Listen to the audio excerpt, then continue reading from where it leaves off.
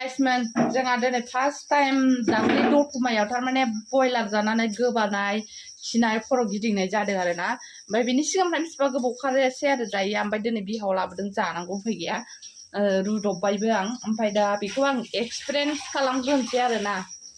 सोरनो होग्रोनो आंखौ जाग्रोला नै जानानै नायखो थैना थैया बेखौ एक्सपिरियेन्स बानायग्रोबाय आरो संख्रि नांबाय नांगौमोनलै नै नों सालाया गानबा सालाय जाबाय दा संख्रिया नायनोसै बे मा जायो नों जाग्रोदो 1 घन्टा फरेसो आं ओंखाम जागोन आरोना सारादआव फैदो दा बयलार जाबाय बियो माने आं माबा ओंखारनायबो नुदों आरोना एम्फौ ओंखारनायबो सासे हिन्जाव मानसि हगारदों ओंखायनो गिदोंमोन आरोना बे जाग्रोथोंसै ओमफ्राय दा